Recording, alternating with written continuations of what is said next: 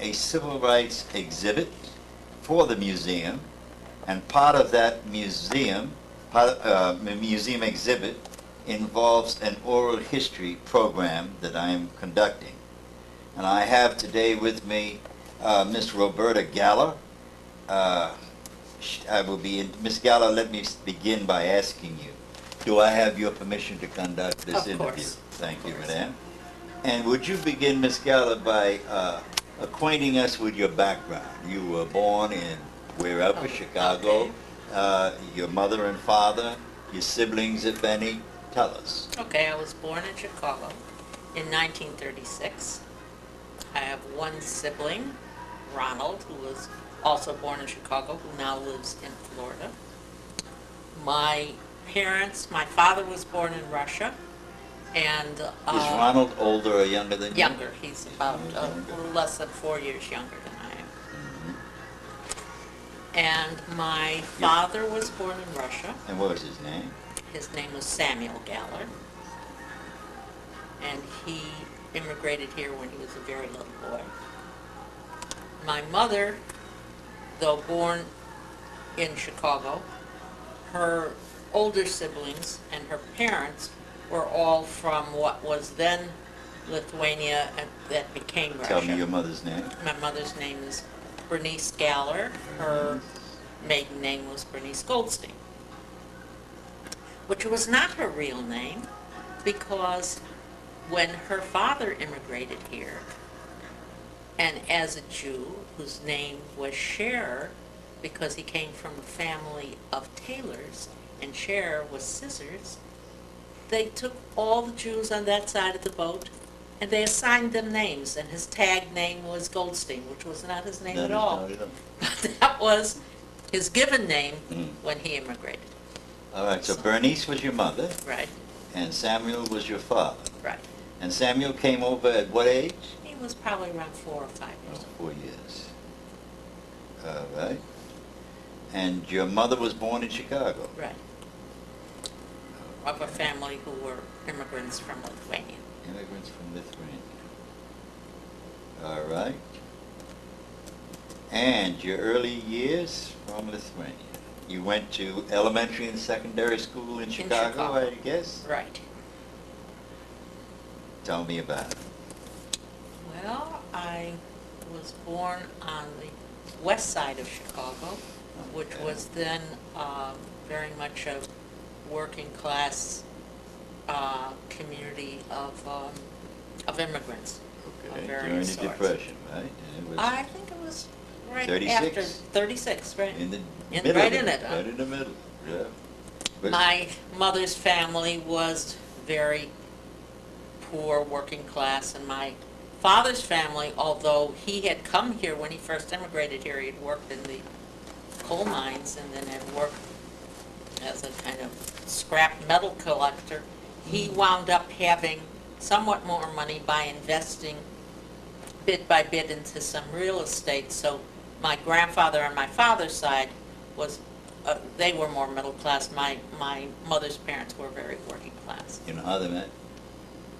I don't know how they You met. know how they met? That's all right. I don't know how my folks No, met either. if I knew, I've forgotten. Okay, no, it's okay. I know the rumor is that they were on the rebound and they had a secret marriage Yeah. before their marriage and all Lord. kinds of to-do. I shouldn't have asked. All kinds of to-do, but I don't really. Okay, elementary and secondary school on the west side of Chicago? No, No. then we moved to the north side of Chicago Oh, by to the the time north I side. started elementary school. North side, okay. And the Okay. first being in way northwest side of Chicago, and then we moved to a different section when I was also northwest, but not, these were, again, very much first generation American communities. Mhm. Um, But you went to elementary school in North Chicago? Right. Okay. And then you went to high school where? I went to high school to Roosevelt High School, Oh, which was Roosevelt. also northwest part of the city. Roosevelt High. What happened, where was your brother then? My brother was right with us, just I mean, just did he 4 go years to the younger. same school? We did go to the same school until that Okay. point, right? I think he wound up going to a different high school than I did because my family moved at the time when I was around 16. And I went off to college and he was with my family. What year did you graduate high school? That's all right. Take your time. Don't remember. Take your time. I can guess. 36, 46, or 7. Probably Should be 49. about 53. No, I graduated high school. High school. High about school 53. in around 53, I think. Yeah. High school, 1953. I have to look to see if it's approximate. And what was going on in your head and in Chicago at the time? Well, Can you remember? Sure. Okay. It was the height of McCarthyism. Yes. And I came from a family, they were mixed politically, fairly liberal, with some more radical elements in my family on my father's side. I was already getting somewhat involved politically, but everything was very When you underground. say somewhat involved, Well, what does that entail? It entailed a kind of oppositionalism to McCarthyism at a time when that was highly unpopular.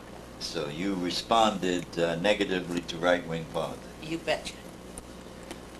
And I had a high school teacher who was very concerned with a few of us, accusing us, even though we weren't at that point, we couldn't have found the Communist Party if we tried at that point. Everything was very hidden. They didn't like But it. who accused us of being communists nevertheless. And It's she a got he? hysterical. That was a she. Yeah. And she was afraid because we were Jewish and she was Jewish. Oh. And she was teaching us Oh. a political science course. She began to be afraid that somehow she would get blamed and tainted for our political views, and threatened to throw herself out of the window if we didn't stop being communists. So it was really also, she was fairly nutty.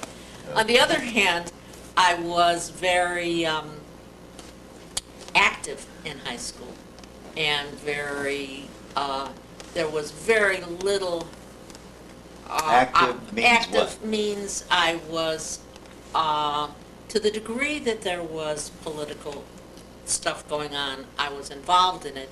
It was a time of fairly silent, it was a very silent generation in many ways. It was very squished by Okay. McCarthyism. What kind of stuff you read?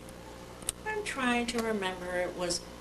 I lived in lived in an area that was, again, working class, first generational, but very segregated. The community was segregated, in a segregated but working class community. And so the degree to which I had friends from outside the community who were black, this was regarded as scandalous. Did you go to school with black kids in No. Roosevelt? No, Was Roosevelt all white? While you were there? while I was there. Completely? Completely. Ooh, wow. Now that area is quite black, but Yeah, not, quite. not at that time. Hmm. And That's so interesting. the degree to which I got involved at all, Mhm. it was scandalous, and scandalous, and scary to my relatives. Now, my relatives range from racist to radical. Your relatives? Yeah, I have the whole array within my family. And an example, this was not in high school. I had gotten all kinds of scholarships, and I wound up going, by mistake, Mm. to Northwestern. I went there because Chicago I got campus? in Evanston because Oh, you went to Evanston?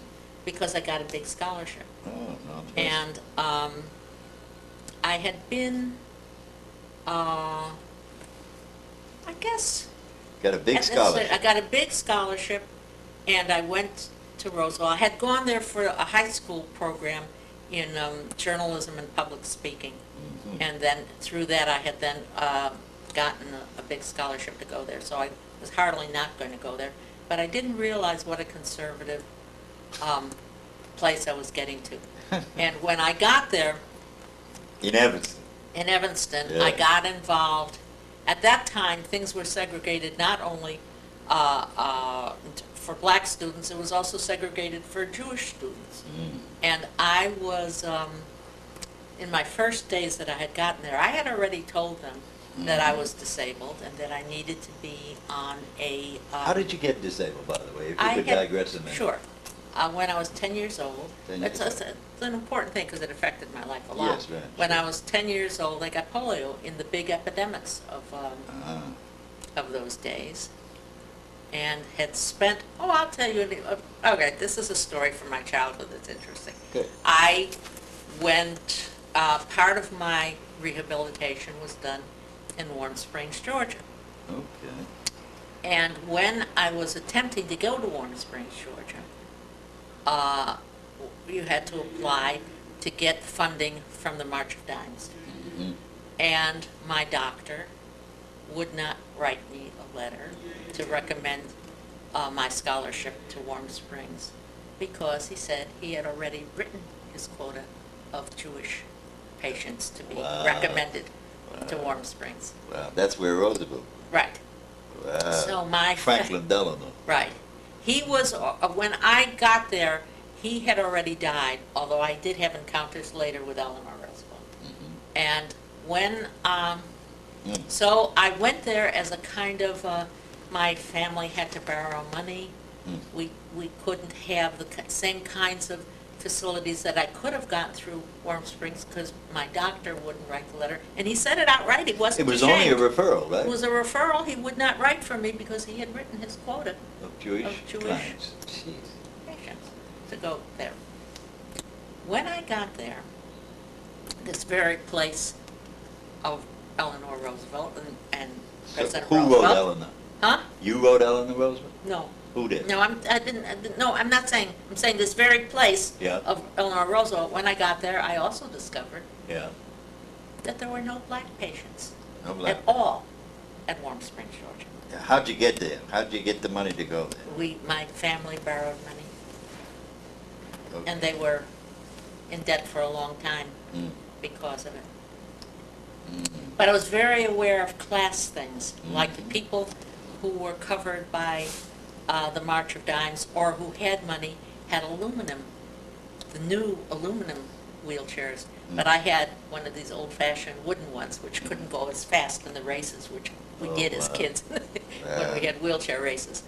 And that I didn't have the proper clothing. I was just very, very aware. And I was also without my parents.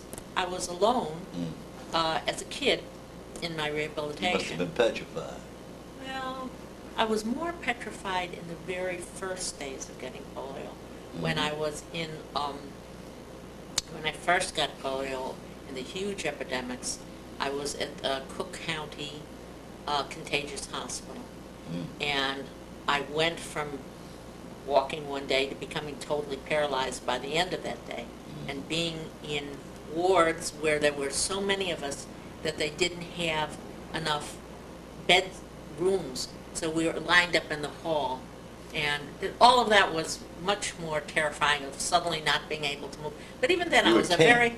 I was 10, Damn. and I was a very stubborn kid. Or as my mother would say when she was complimenting me, she'd say that I had stick-to-itiveness. And when it was in opposition to her, she would say, "You are the most stubborn child I ever knew." That's On your the other mom. hand, but she also would compliment me when she would regard me as feisty, and so when I was, if you want, this is an interesting story too, because it was like a little children's political action. Well, first, it was because I knew that that my internal organs were not paralyzed, but I couldn't, for instance, use a bedpan because my body was in so much pain. I couldn't be lifted up there. And I begged them if only they would carry me to the bathroom. I knew that my bladder was not paralyzed.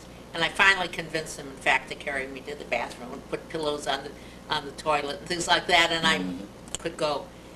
There was a story, however, in our little ward at one point when we were in children, there was a young woman who was next to me, a young woman. She was a little girl. Younger than you? Yeah. and she was clearly in great distress.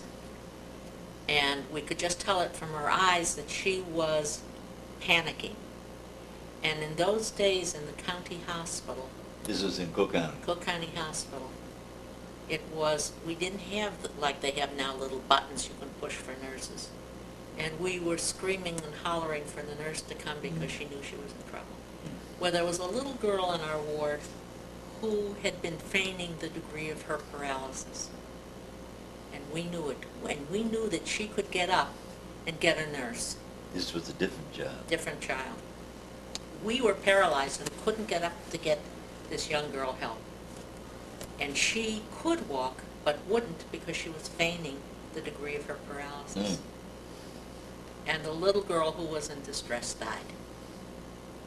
And we always then blamed and kind of chastised and never spoke to the girl who wouldn't go and get. We didn't tell on her. We didn't tell the nurses that she could actually walk because we were somehow in alliance with her because we were patients together and children together. But it was like children. But it's something we stuck together. On the other hand, we never spoke to her.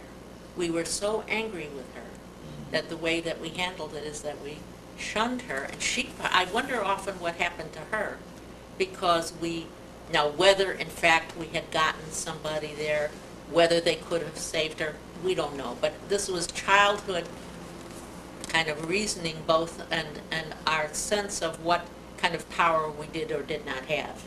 And as children, we couldn't get up and walk. We couldn't go out and get the nurse. We couldn't save this kid. But we could be very angry at this child without betraying, who didn't do it without betraying her at the same time. So it was very complex thinking for little kids to be going through at that time when you think about it. And it's something I somehow have not ever forgotten as an image. The other image was that we were in a county hospital. And there were bars on our windows. And right across the street was the Cook County Jail, which also had bars on its windows.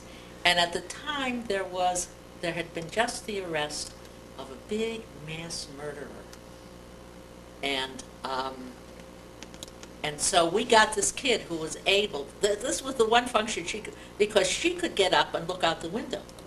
So she'd get up and look out the window and telling us what was happening in Cook County Jail while we were in Cook County Hospital. But these were the adventures of a 10-year-old. And the 10-year-old, there was also the abrupt separation from our parents because we were regarded as contagious, so our parents weren't allowed into the hospital. So it was my first... Did the child actually get up and tell you all what was going on? She could get up in her bed. Yeah. And lean up and look out the window. She could move. We couldn't. And she would tell us what to the degree that she could see, because we were very interested. We knew that the mass murderer was there. And so it's like we were in our jail, he was in his jail, but it was just as a source of Isn't that something? childhood stuff. At the time, I used to play, when I was a little girl, I used to play the violin. And so one of the ways that they would try to motivate me to keep my hands moving was to pretend that I was playing. But it was very hard because it was a big epidemic, and we would scream for nurses. They would be putting on these Sister Kenny type hot packs on us, remember that? Yeah. And they're supposed to be kept hot. Well, I don't know if you know what cold, wet wool feels like. It makes you really itch. And if you're paralyzed and you can't even scratch, much less take it, and you're screaming because you want them to come and change the things, it was again the you image could feel of... the... Oh yeah, there's no loss of sensation in polio. There's just a lot of... No, we had a lot of pain. Just motion, just mobility. Can't move. And in the early days of getting polio, there was a tremendous amount of pain. So we were kids in a lot of pain, wrapped in cold, wet wool, itching, being fed cold food, not enough nurses, people dying. I had one instance where there was in the very first days, once they moved me into a room, they moved me into a room with a pregnant woman who had polio. And who had polio. And she was in a state of huge panic and fear, understandably, as to what was happening to her baby and her, because she was paralyzed. And so she took a hold of me, wanting me to, little girl, somehow help her, and she dragged me out of the bed and I fell to the cement. Oh. So they moved me out of there. That's when I moved in with the ward of children, where we went through this drama my polio childhood drama of one of them. My other drama was to go, ultimately, finally get to Warm Springs. And in many ways, Warm Springs taught me a lot of things the way... Were you injured by the fall on the concrete? I don't think so. I think I was more terrified. Okay. And also the sense of helplessness, that I could do nothing. And I wasn't angry with this woman. She was so upset, but she endangered me. She actually was strong in her arms, and she pulled me right out of the bed. So when you ask, was I scared? The fears happened mostly in those first days when it was so strange when I went from that morning just waking up and feeling achy and unable, and got up to go to the bathroom or something and fell to the ground, and then couldn't walk. And then when they finally got a doctor to come to the house, while he was examining me, he'd say, well, can you move this? And I'd say yes. And he'd say, let me see you do it. And This I is in couldn't do Warm it. Springs? No, this is when the first day I got polio. Oh, first day. Right. Oh, okay. So that all happened very rapidly. No, at Warm Springs, my father brought me to Warm Springs. My mother and brother stayed behind. And then I was just left there. And it was very disconcerting. And what was the agreement? Were you aware how long you were supposed to stay or No, there anything was- like? no, You had no knowledge no. of that? Okay. None. You just know you were deposited there Right. and they left you. So how long did you actually stay? Well, I was there several times. I don't remember, months. I don't remember how long. Okay. You would go back and forth? Well, yes, because I went there for surgery, went there for other things. I was there several times. The upsetting thing is that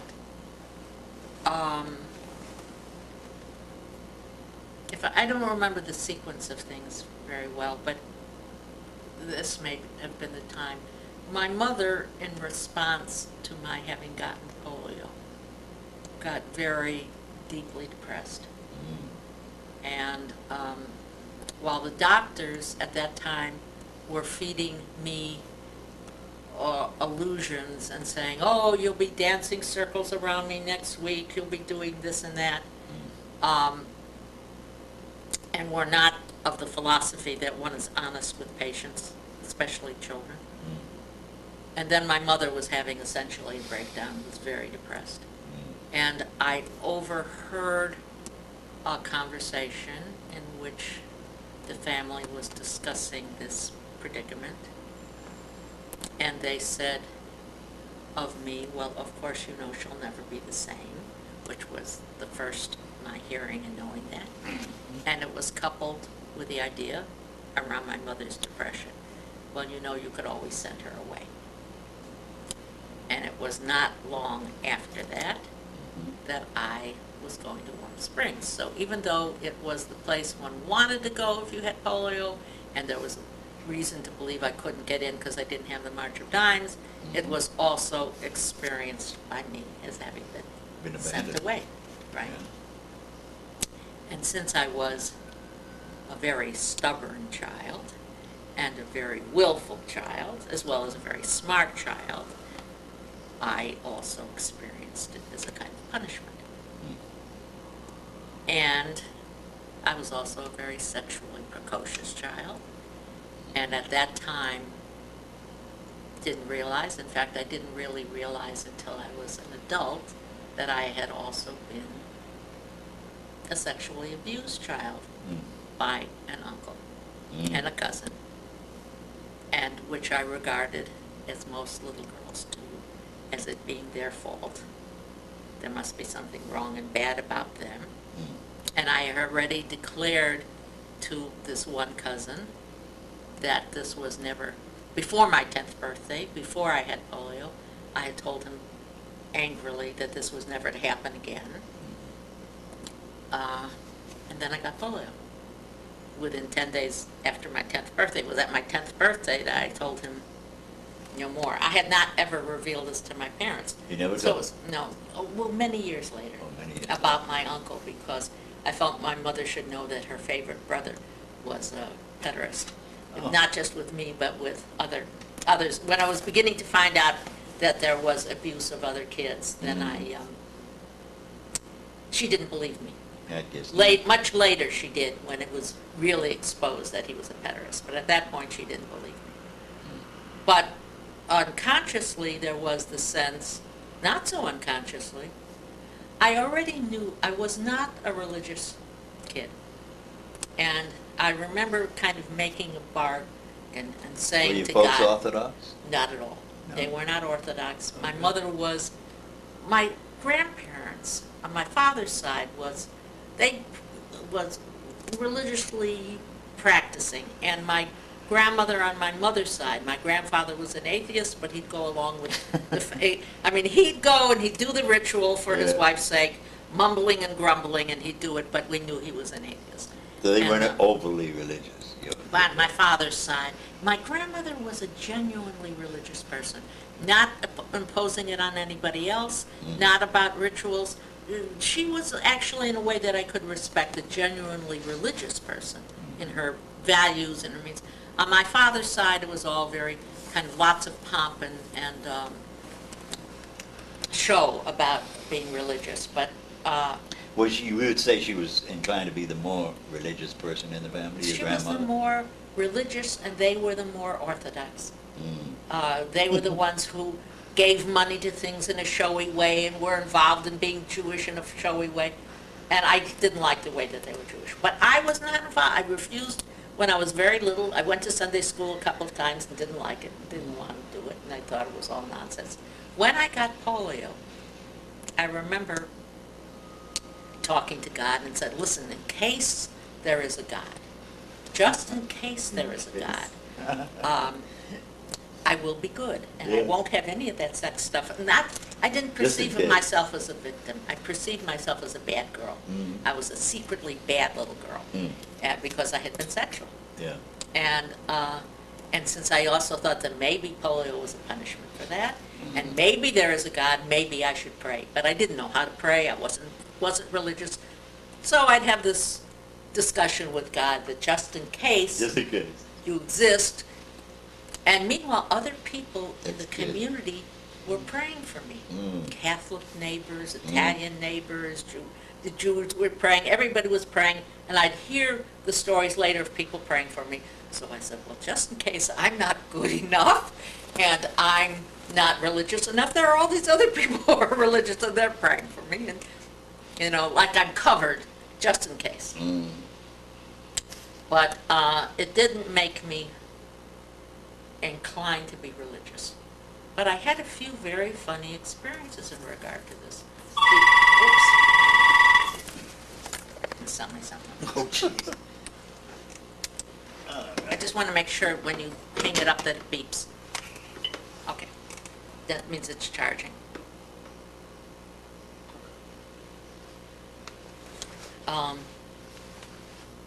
So you were covered just in case. Just in case. And before I went to Warm Springs, I went for a while. It was again a class-conscious experience because this was not happening to poor kids. I mean, it was only happening to poor kids. Is that there was a school called the Jan School for Crippled Children. At Warm Springs? No, this was before I went to Warm Springs. Oh. And it was a public school, Hmm. and it was really to keep... Jan is spelled like a... I think J-U-A-N Okay. Jan School for crippled children in Chicago. in Chicago, Okay. which was a horrible place. And it was really a way of kind of warehousing kids who they wanted to keep out of the public eye. So it included people who had disabilities, and so we would be bused, but it would also include people who were disfigured, so that other people wouldn't have to see them. They wouldn't have to or look who at were it. spastic, or who were, in other ways, Dumping ground. it was a dumping ground. The level of education was atrocious. And All ages? I think this was an elementary school, but there was also, I think, a high school attached to it. And there was, and I really hated being there because it felt like it was, I remember arguing and saying, because I was learning some math, that this was not my common denominator with other people. And that I really resented the stigmatization of me and my life. So when I mention all of this because later I went on strike and refused to go to the school. But first I had the experience of going to Warm Springs, which in its own way politicized me. How long did you stay at Warm? I don't really know how long, maybe 6 months, maybe longer. It was a long time because I also went to school there, but I also went there more than once. Oh. I went there more than once. Oh. So this was my first long rehabilitation there, and I was, one of the things, I never thought about this until this exact moment in this context of being interviewed. There was an aspect of Warm Springs that reminded me something about the movement, because it had a quality of, never used these words about this experience, but it was more around empowering the patients. We were enlisted even as children, as people who were partners in our own care. So we were taught and learned the name of each muscle. We learned how they worked. We learned how to contract. We were participating in and learning to feel some degree of control over our own rehabilitation and our own possibilities. And it stood in sharp contrast to the doctors who were saying things like, oh, you're going to be dancing circles around me next week. And out of it, we got a very different kind of philosophy of rehabilitation that only now, as I'm talking to you now, that I realize was a quality of empowering, and it was very respectful towards us, even though we were children. I mean, there were adults there too. It was the first time I had seen so many adults with polio. And the equalizing force was that we were all in wheelchairs because we weren't allowed to walk except under supervision, because they were retraining us how to walk and how to walk again. So when you went into the dining room, there were all these tables with no chairs at it, because we'd all pull up in wheelchairs, and the people who were walking were the strange ones. And they were the, but it created a kind of false community and environment insofar as it was comfortable there to be disabled, and people Physically comfortable? physically and emotionally comfortable. Really? And therefore, we didn't want to go home and face the outer community, which was not going to facilitate our independence in the ways that we had there. I mean, when I was there at a later stage, when I was younger, we were dating, we had dances in wheelchairs, we did all kinds of things. There were people there who worked there, who did remain there forever, who were adults in wheelchairs. How old were you when you were there? I was there, the first time I was there, I was 10, 11, for maybe a year at the most. I know I went to school there as well. When I was there later, I was there as a young teenager, and then I was there again when I was 16. That was a less happy, more complicated time. So, and then I would go there for checkups and for surgery. So it was a place that I got to know very well. And I also had these repeated separations from my family. The other thing that happened is that, I don't know if you were, this is a very funny story. Remember Ouija boards? Oh, yeah. So during the war, during the Second World War, when I was little, I remember the experience of having, my uncle was, one of my uncles was missing in action in the war. And Second so, World War? Second Or World War. Korean War? Second. Second World War? And we would sit with the Ouija board saying, "Where is Eugene? Is he alive?" While rolling up Red Cross bandages. I have a lot of memories of the Second World War. Oh, gee. So when I went to Warm Springs, I brought my Ouija board. There, as kids, we were sitting around discussing, 10 years old, discussing what religion we were. Well, they were all Christian kids. And one of them, I didn't know that Jews still exist. You know that what did? Jews still exist. Who said that? One of these other little kids. Oh, Lord. That he said, "Well, Jesus was a Jew. You must be holy." Instead of being racist about it, it was, "Oh, you must be holy." But there were several reasons why I was an outsider. First, I was Northern. Two, I didn't have the aluminum wheelchair because I didn't have the March of Dimes, so I was one of the poorer kids who didn't have the things. I had the Ouija board, which was peculiar. I was Jewish, which was peculiar. And then I began to call into question a very interesting thing in Warm Springs, Georgia. Not only were there no black patients, but none of the professional staff was black. The only people, no one who touched your body, like physical therapists or nurses or even aides, where they touched you were black. But living down the hill, which we could see in little shacks, were all the black servants. The ones who did the laundry, the ones who I don't even think what we called push boys, which were the people who pushed you in wheelchairs, they weren't black either.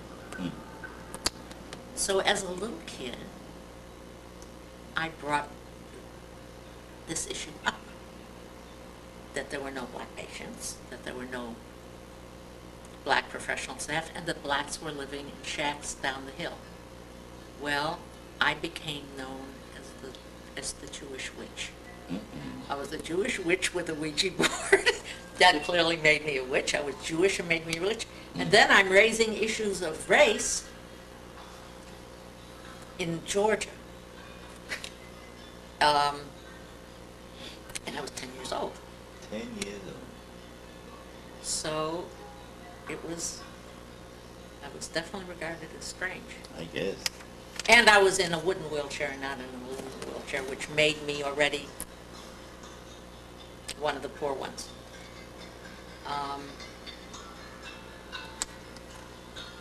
Some music outside. Some piano, it sounds like. You hear it? I do.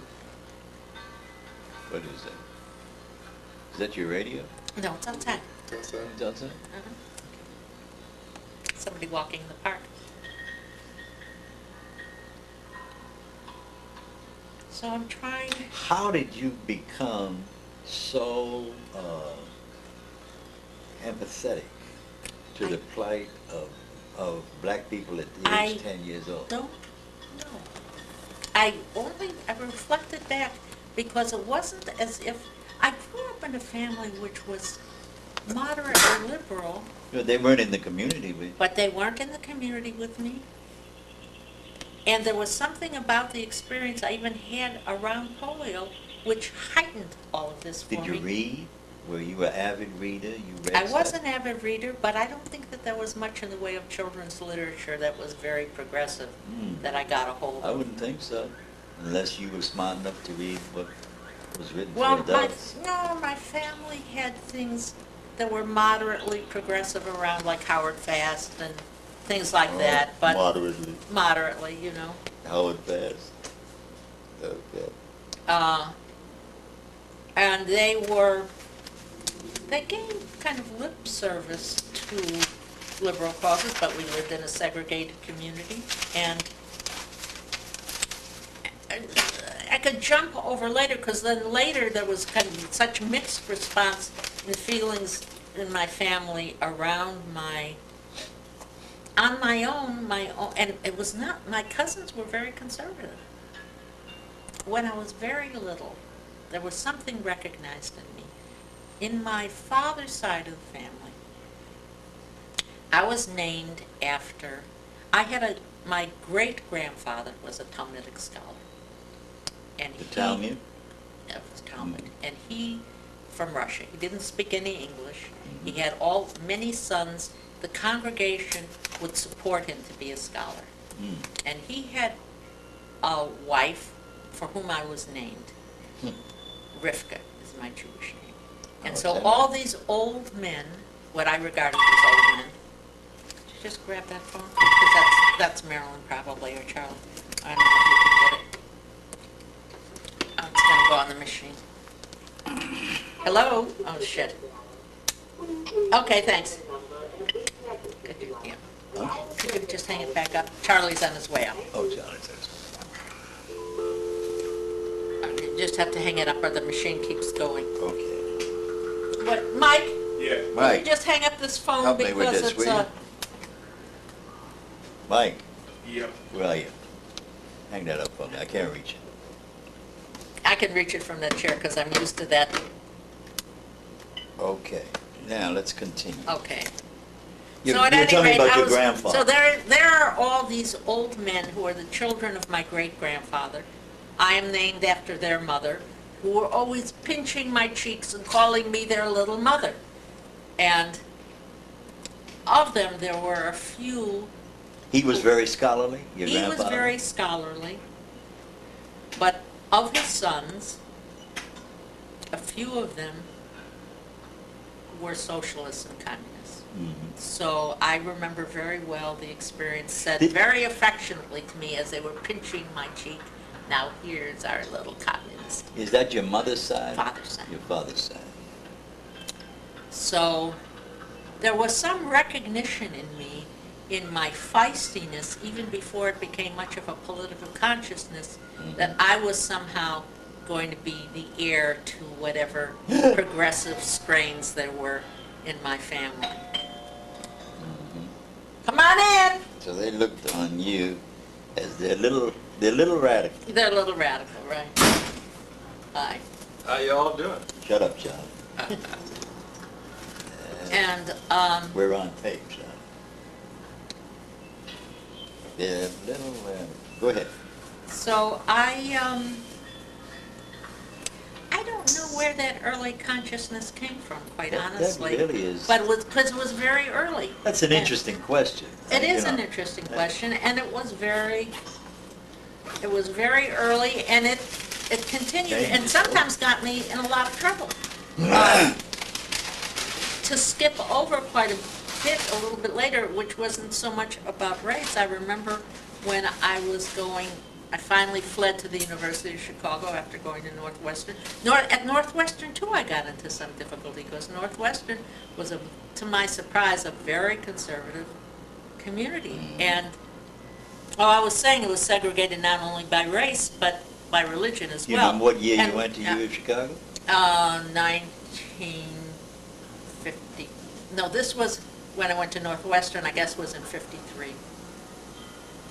And when I went there at the height of McCarthyism, on my very first days, I ran into this encounter. I told them I was disabled. I told them I needed to be on the first floor. And instead, they had assigned me a third or fourth floor walk-up. So I said that I could not climb those stairs, and I couldn't go up there. You'd stayed 2 years in Evanston. Now, this was in Evanston that I'm talking about, my Okay. first days in Evanston. Mhm. And they were in a very big quandary because there was no, quotes, Jewish room on the first floor. The first floor, and so I was put into a wing, a Christian wing, of girls who were not only all white, but all Christian, who were going into the sorority. And so in order for them to place me into a room on the first floor, they had to move yet another student down to that first floor who was Jewish, and it became forever a Jewish room. After I moved out, it was a Jewish room, just as there were for the few black students at Northwestern, there were the black rooms. And if they had students in the same dorm with white students, then they became the black rooms. Wow. And then the next year, if there were new black students, they'd be in the black room, like I was in the Jewish room. But there, too, I wound up getting involved in political things in my first year in college. And I remember in a philosophy course, we were reading Marx or Lenin. And maybe Lenin, if I remember right. What is to be done? And I was going to visit the University of Chicago. I was in an all-black community, riding in the bus, reading What is to be done. What is it? At the height of McCarthyism. And a woman standing over me in the bus begins to shriek that I am a communist and I should be thrown off the bus. And the bus driver, who was black, this is happening in a black community, overhears this. She's shrieking that I should be thrown off the bus because I'm a communist reading Lenin, which was assigned to me in a philosophy course. And he threw her off the bus instead. He did? He did. So I tell my father this story, repeating to him just as I've told it to you, this whole incident, and he says, Oops. Oh. Marilyn never showed. Marilyn? Lois, Where's Carol? you might want to try her. Jesus. What happened to Carol? Carol has 4 meetings tonight. She could not make it. Oh, okay. Oh, thank you, sir. Okay. We haven't even gotten to Mississippi yet. And so my father said to me, in hearing this story, do you have to read Lenin on the bus? His concern was that I was endangering myself. I was going to be called a communist indeed. And that was his This is what your concern. father said. This is what my father said. Better not to read those books. Better on not the- to read on the bus. On the bus. But I did certainly realize later that I was safer doing that, given the response of both the other black passengers on the bus and the driver, than I probably would have been in the neighborhood I grew up in.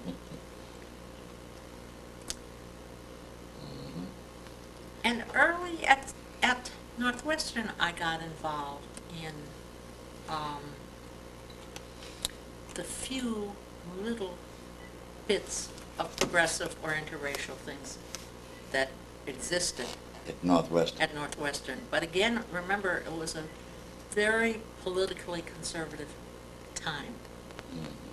There was nothing resembling even a students' movement going on during that time. And when I went to, I left after 1 year at the Northwestern, leaving behind my very big fat scholarship, Really? You lost it? Oy. and went to the University of Chicago. And when I went to the University of Chicago, at that time, my father had just inherited some money from my grandfather.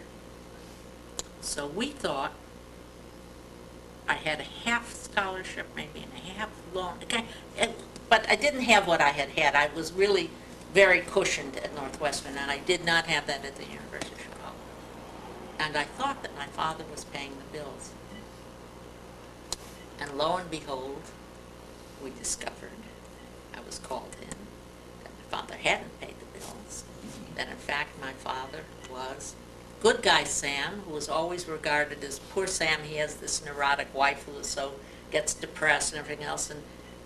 But he was, in fact, a secret gambler. And he had Daddy? gambled away secretly his entire inheritance. And I was left with not only no money to go to college, but debts from the beginning because he had not paid my bills. Oh, Now, I didn't mention a very important thing, is just before I went to college, I graduated with all kinds of honors from high school, and was the girl voted most likely to succeed, and that's how I got all these scholarships, is because I had been very, even though I was quite radical, there was a way in which I was also very sort of in leadership. And then I went off to Warm Springs and I had surgery.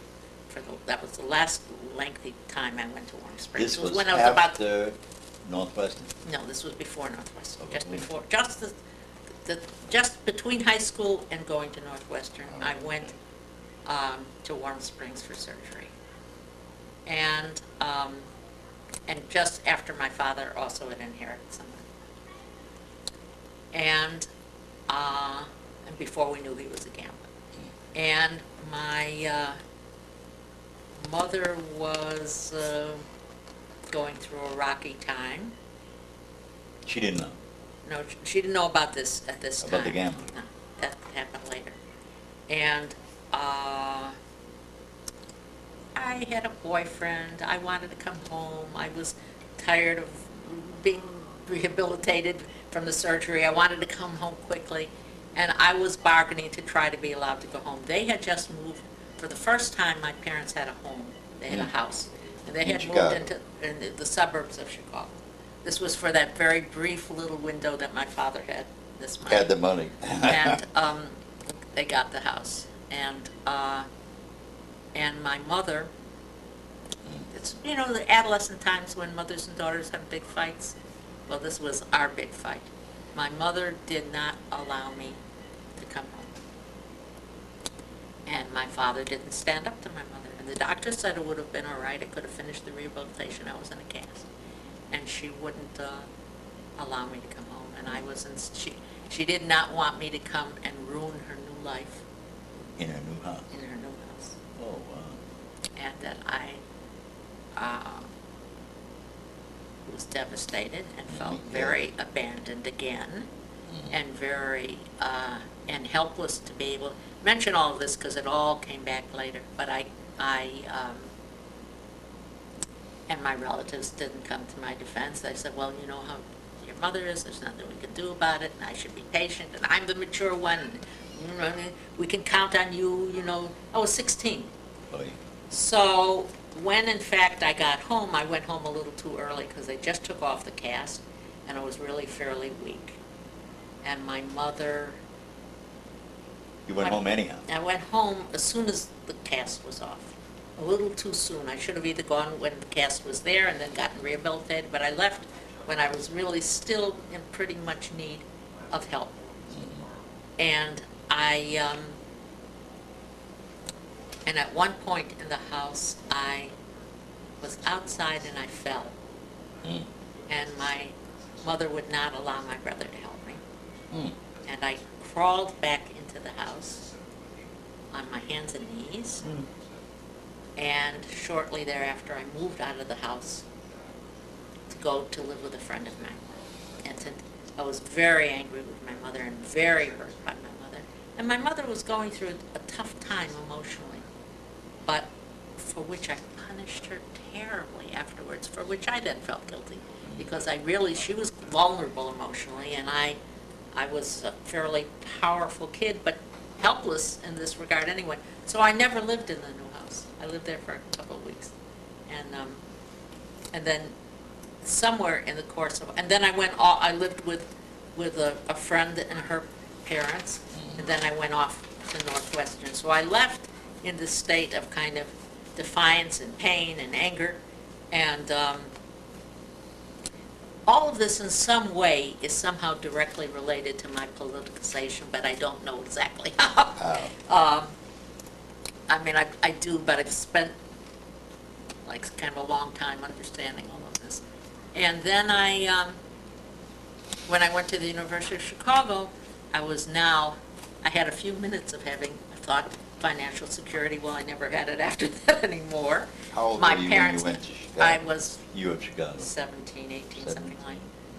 And then so I was working I suddenly had to start working to support myself. Wow. I had one relative who gave me $25 a month. It was my subsidy from one relative. Couldn't do much with that. Well, actually, in one place, it paid my rent. Mm. $25 a month. I shared an apartment that was $75 a month with two other girls. Yep. And I got a job working in the library. We got paid, I think, 75 cents an hour. I mean, this was art stuff. And I became more involved. There was an slightly emerging political movement. Again, it was McCarthyism. A lot of the professors at the University of Chicago were immigrants from Nazi Germany and who had come as professors teaching there. And they were not so used to teaching as young students as we were, who they were very kind of formal and calling us Miss Galler and things like this was unusual. But it was. Were they actually refugees from Yeah. Nazi Germany? Right. Either they had come after the Holocaust or had fled Nazi Germany.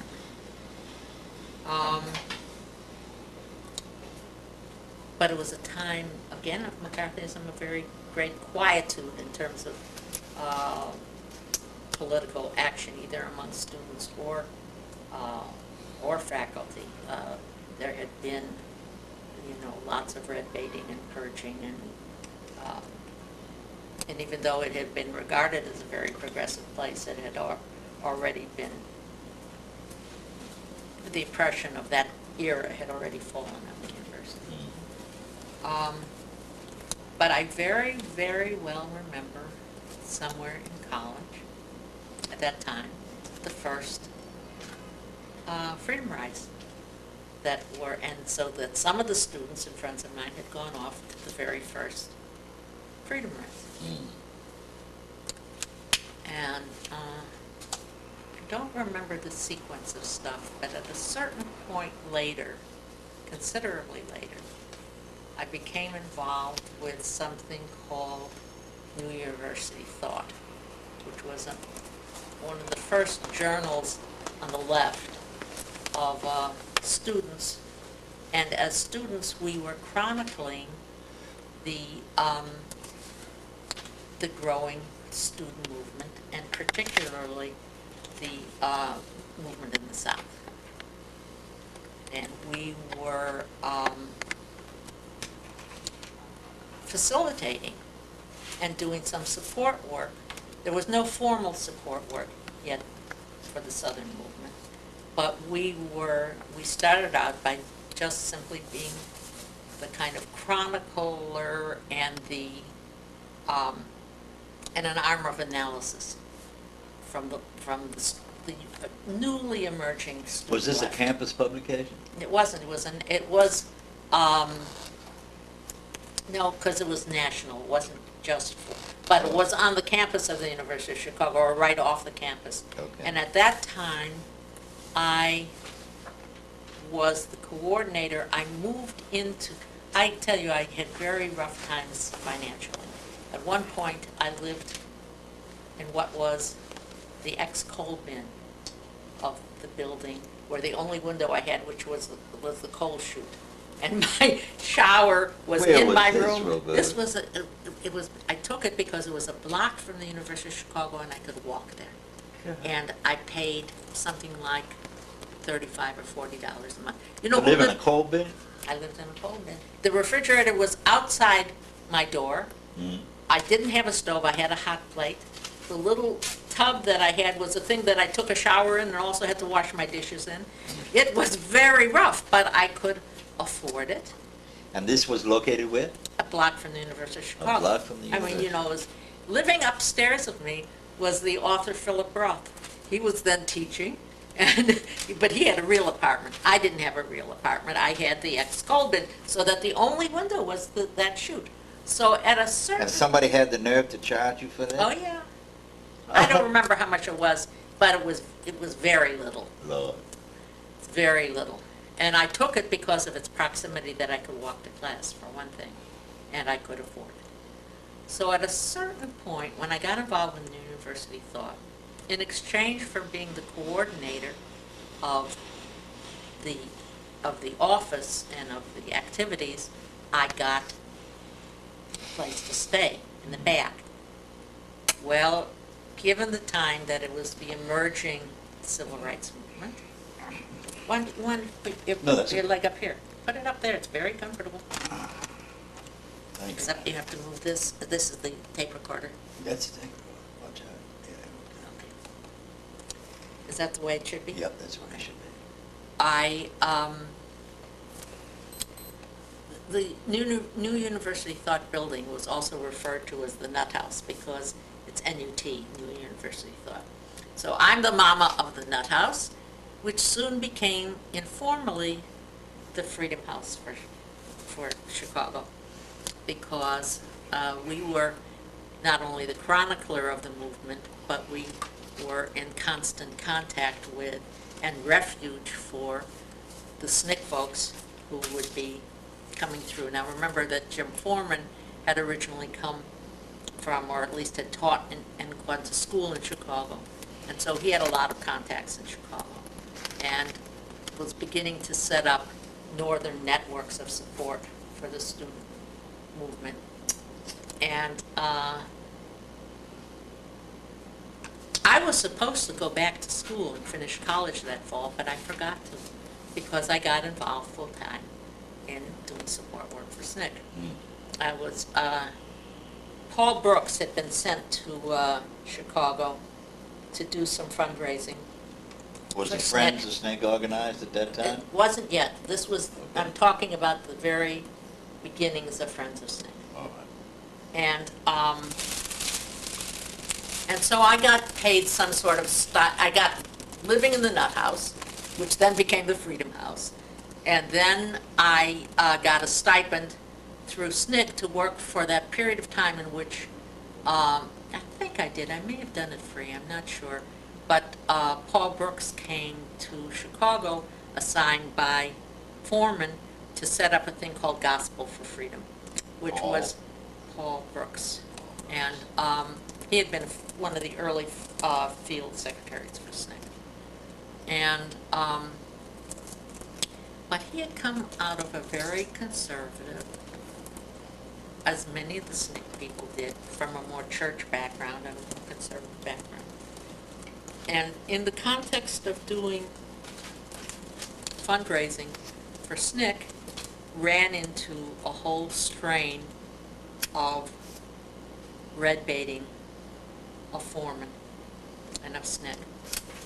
And when I went down to one of the meetings, one of the national SNCC meetings, I went and I talked to Foreman and McDew and Moses, and to tell them, because I felt that it was really going to endanger the Chicago movement if the person who's down there, I mean the movement in support of SNCC, if the very person sent there by SNCC is engaging in and aligning with the people who are doing the red baiting of SNCC. And and a Foreman. And I was called upon, here I am, a white kid coming from the north, not yet a member of SNCC, that I should go before the executive committee and expose this red baiting. That the strategy was that it was much better to isolate and name it than to run and flee from it. We had learned from the earlier McCarthyism to not deal with it by being afraid of it, but to expose it as a problem and to confront it. And so that was the first time I had ever been called upon to do anything like that. And what in fact did you do? I did. I got up in front of the, You testified? I testified In front of who? in front of the executive committee of SNCC. Oh, okay. And here's Marion Barry, it was right in the midst of the fight around direct action And they were then supporting Paul, and it was a very hard thing to do. I mean, it was a very hard thing to do. It was a principled thing to do, but it was a scary thing to do. Where did this take place? I was trying to think about that when I thought about talking to you. I cannot remember if it was when I went south to the Nashville demonstrations or if it was in Jackson. I just don't remember now. Did you go to Knoxville? I did. Was it in Knoxville? No, That's where what's her name was? Barry. I think it was in Nashville. You don't But think I it was? don't, I Okay, just it's don't okay. remember where. It's all right. I couldn't remember when it was. I know that I already had a lot of established ties with SNCC folks, so I had credibility, because in doing the work, a lot of people would come through. The Freedom Singers came through, other people came through, but I began to develop in chronicling things, I began to develop a very close relationship with Mississippi in particular, and with people from Mississippi, and with the SNCC workers in Mississippi. And what I began to realize in reflecting on it is that support work has many political dimensions. It's not just the fundraising, it's not just raising consciousness in the North in support of the South. It was also that we provided refuge for people in many different ways, and we also began to build a political movement in Chicago in the spirit of SNCC. So a lot of the organizing that we were doing was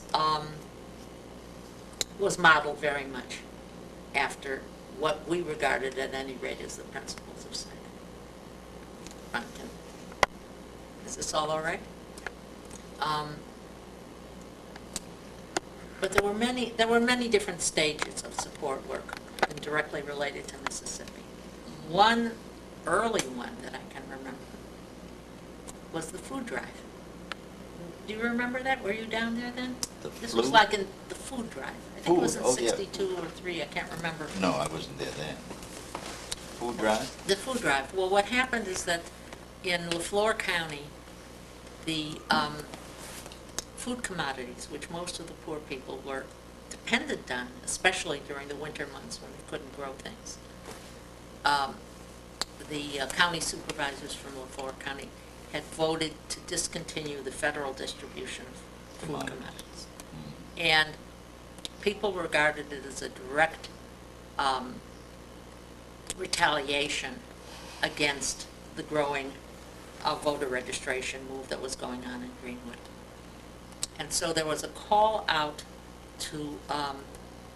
for the need for food. And immediately in Chicago, we began a massive food drive. But the manner in which we did it was very important for Mississippi, because it was a means of also organizing, because people would come and to get the food, and then they would also be getting the information about voter registration, and they'd line up to register for voting while getting their food. Well, we in turn were also doing political organizing. First of all, there was a broad base of support, but we weren't just doing it in the traditional white, liberal, or even black churches. We were doing it in high school students were doing it, college students were doing it in poor communities. We were collecting food in the housing projects. We were collecting and beginning to build a network of support. People were out volunteering, collecting food. We sent down tons and tons of food, but people were volunteering. If people didn't have money and they didn't have food, then they were packing boxes and they were loading trucks. And we enlisted the gangs. The gangs in Chicago are out there loading the trucks to send food to Mississippi. And it became an organizing tool in Mississippi, and it became an organizing tool in Chicago as well. And during that time, then I got to know, Sam Block was there then, and Willie Peacock, and a lot of the people who would then... McGee? I knew McGee, but I was closer to Willie Peacock. And and became very close later with Hollis and Curtis. And there were many times in that kind of very personal contact with people in Mississippi, like when Jimmy Travis was shot, which was not very long after that period of time, then he came to Chicago to recuperate. Or when Brenda Travis was arrested and kept in jail so long and not allowed to go back to school, then she came to Chicago, and it was within the Chicago community that she could finish high school. And the involvement with Mississippi on a personal level was very great. When Willie Peacock, after Medgar was shot and killed, I would get these calls. I talked to Willie every night, and Willie would say, it was like the beginnings of my therapeutic career as a political person, because Willie every night would say, Bert, I don't want to die. And if I see Beckwith, he needed to leave town, he needed to go to the bus station. He says, I can't go to the bus station, because Beckwith is hanging out, telling stories. Everybody knows he killed Medgar. If I see Beckwith, I'm going to kill him. And if I kill him, I'm going to get killed. And this was before Willie drank or had a drinking problem. What contributed later for a while to his drinking was the stress and the tension. And so all night long, I'm sitting in Chicago, he's in Mississippi, and he's telling me how he doesn't want to die. And so support is a very complicated and political act and a personal act in many ways. When Gia, after Miss Hamer was beaten in Winona, not comfortable for it. When Miss Hamer was beaten, and Gia was sent to investigate the jailing of Miss Hamer, and then he disappeared. People did not know precisely, and so then they had to go out to investigate where Giat was, who had been out investigating the beating of Miss Hamer.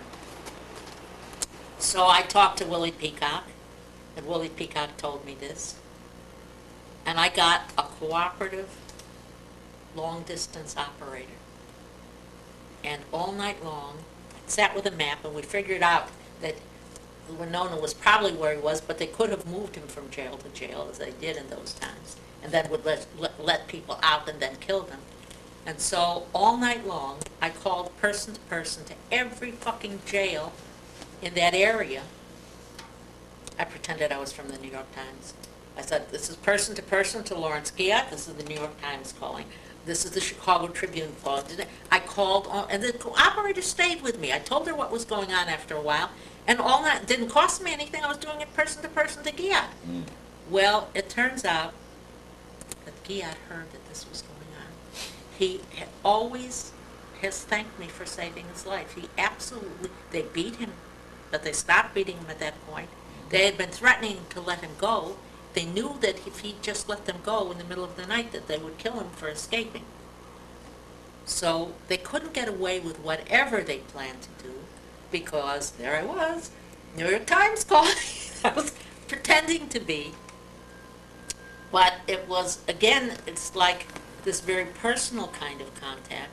And I mean, I thought he had forgotten it years later, and at the reunion, I think, or some other meeting, he got up and testified that I had saved his life. Well, do you want to stop? Are you tired? No. Okay. So I was personally very involved with SNCC, and had been the executive secretary of SNCC, Chicago Friends of SNCC. But there was there was the March on Washington, and we got involved, and I did the whole big coordinating of the March on Washington there were labor unions that were involved, and we had worked out of the Packing House Workers Union as one of our offices, and it was also the place where the food drives were conducted, because we had big warehouses, and we're still sending it down. I mean, literally tons of food to Mississippi.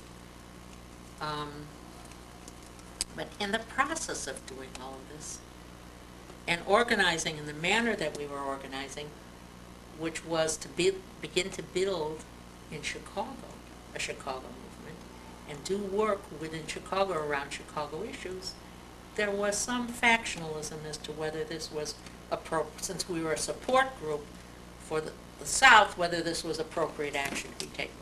And then there was some parallel to the rest of the country tensions around styles of leadership, around loyalty to SNCC, which our faction, I can't even remember the whole issues, but it turned into some nasty kind of, unfortunately, things that went around in other parts of the country. We were very successful in a lot of the organizing in Chicago. We had a huge the first big national high school strikes were in Chicago, and really led by and initiated by, we called ourselves Chicago SNCC, but we were Chicago Friends of SNCC. But there were complicated tensions around this, into which Foreman got pulled into on the basis of old ties that he had had in Chicago prior to a lot of this. And even though I had essentially, like a lot of other people, kind of devoted myself to SNCC and figured this was my life's calling and I was going to continue this work, I sort of got fired. Our faction actually had the vote. We had a big meeting. Were you around during any of this? I wasn't involved in Chicago State. Okay. And, but on a very flaky, What year is this? this was 64 already. Well, it was before the summer of 64. It was not part of the summer, because I had already been involved with the recruiting for people for the summer, and also had been involved and allied with those who were very wary about the summer and the influx of 1,000 whites. And then Foreman came to our meeting, quite to our surprise, and he declared that he was very angry at us, and that there was, given the crisis that were going on in the South, and that they could only afford, there were 3 of us then working for the staff, they could afford only 2 out of the 3 staff members, and since I didn't type, I was going to get fired. So I got fired because I didn't type. Because you didn't type. Even though I can't tell you the 24 hours a day work that I was doing, but I did not type. So I was quite shocked that I was no longer working formally for SNCC. And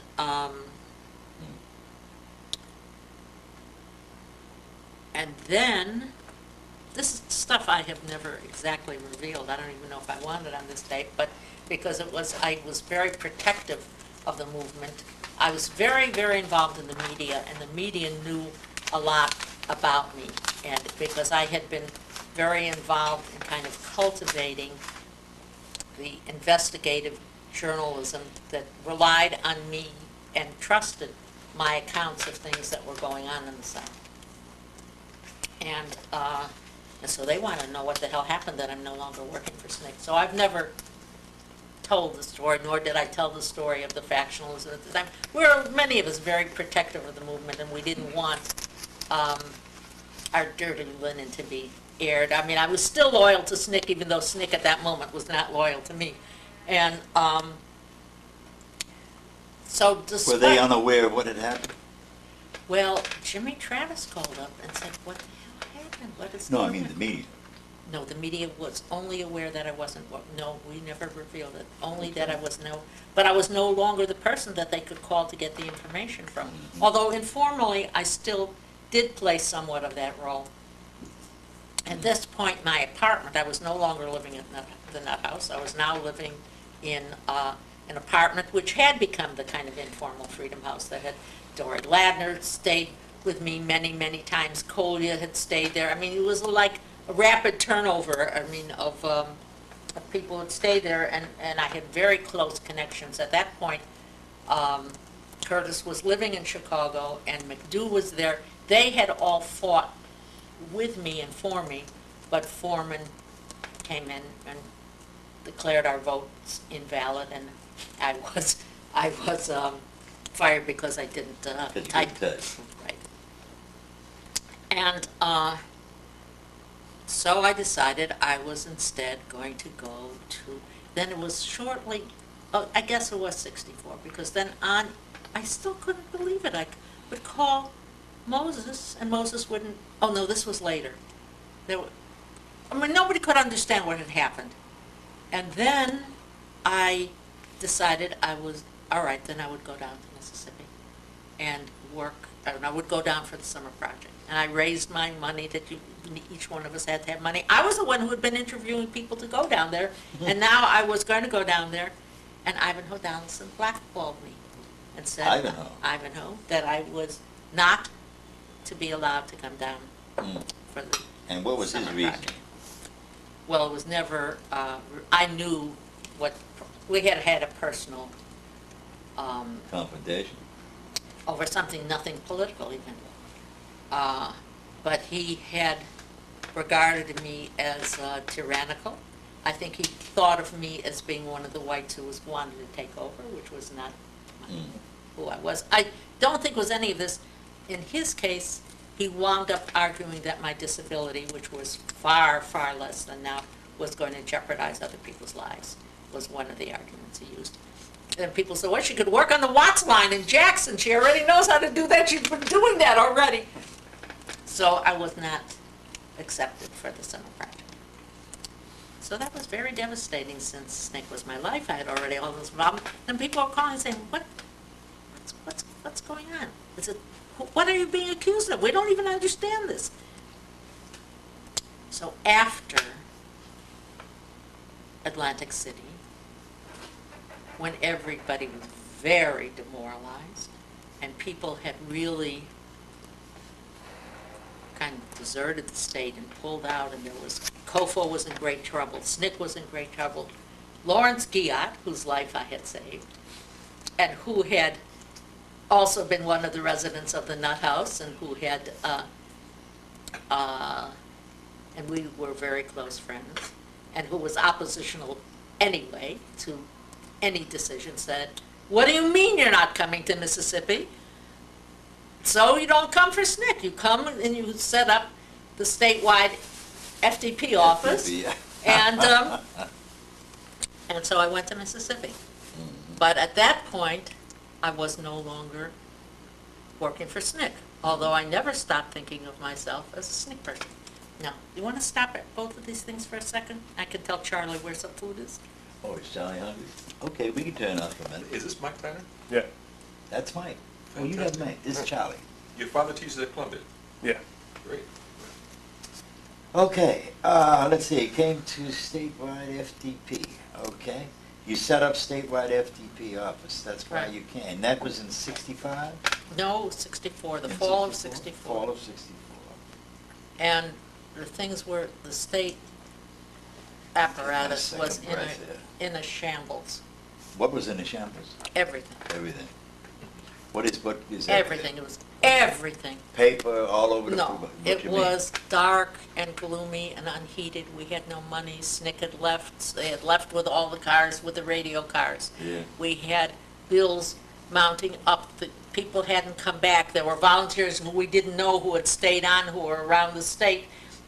There was no coordination going on. People were demoralized. People were fighting. It was the beginning of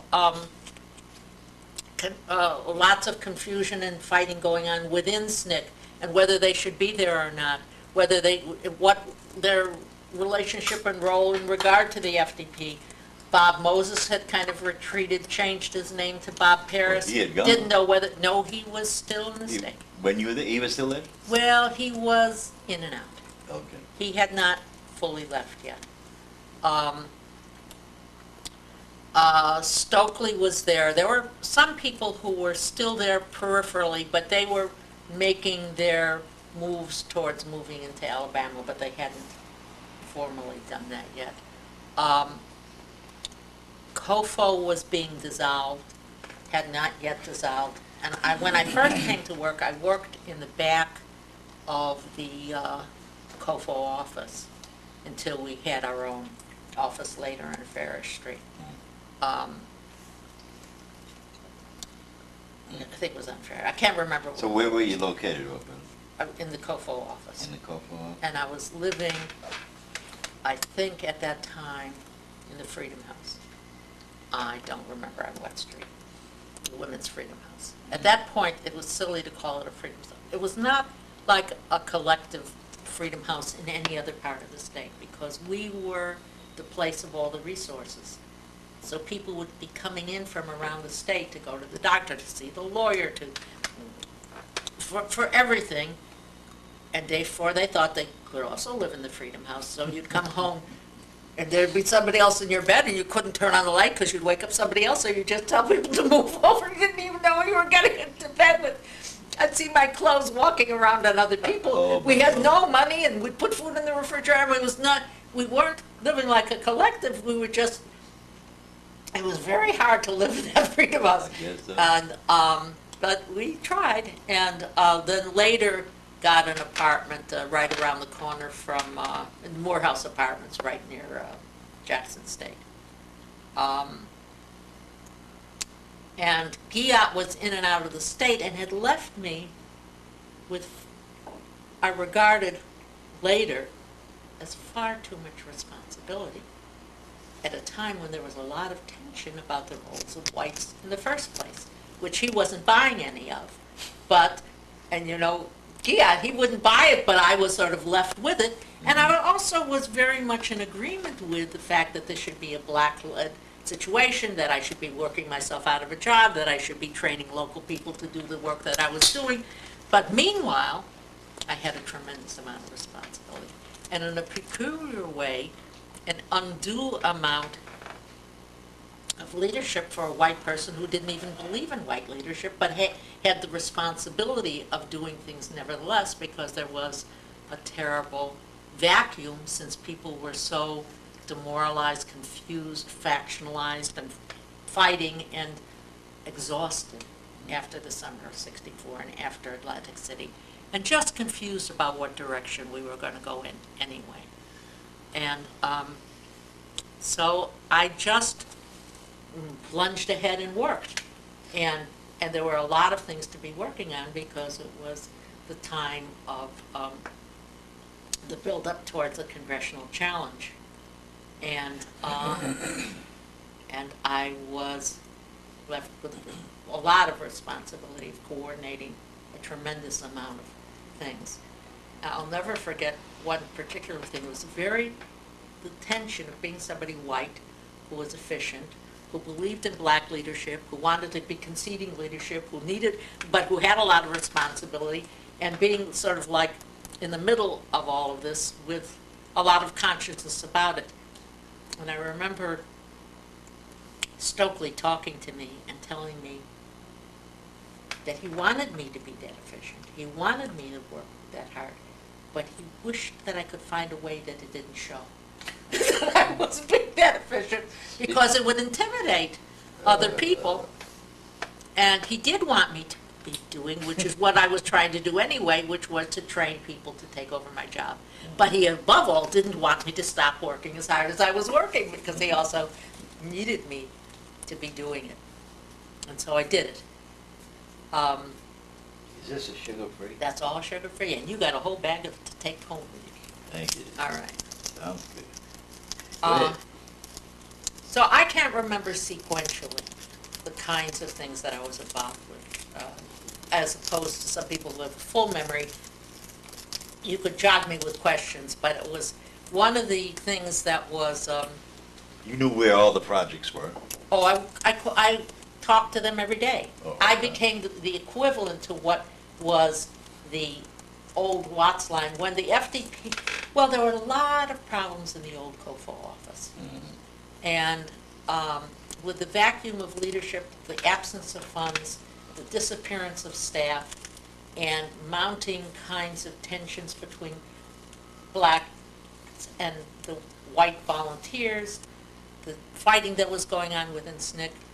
And then there became a terrible element going on in which some of the black teenage gangs began to vandalize the office, and there was bad sexual politics between them and the white volunteers. Terrible harassment. And at that time, Jesse for a while had been the coordinator of the COFO office, but he pretty much at that point had it up to here, abdicated, and they sent in Muriel Tillinghast. Muriel. And Muriel was sent in to straighten out this mess. Mm. Now, there were very mixed feelings about whites, but there was also mixed feelings about strong black women. And but they also needed Muriel her. in? Huh? Foreman? I think.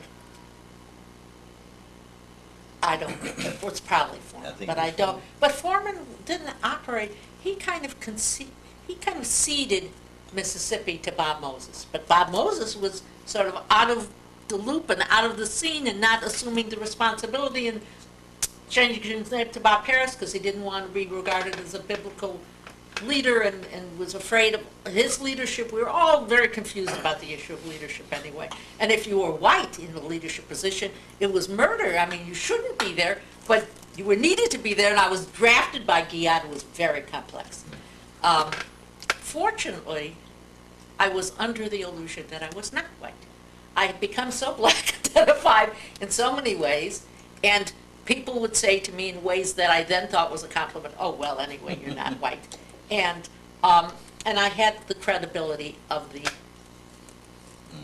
friendships and the allegiances and the long history politically and personally. But I nevertheless was white. I was a woman, and there was mixed feelings about Guyot, and Guyot was the one who had brought me in. It was a mess, but I kept on working, and I worked and helped coordinate a lot of stuff. And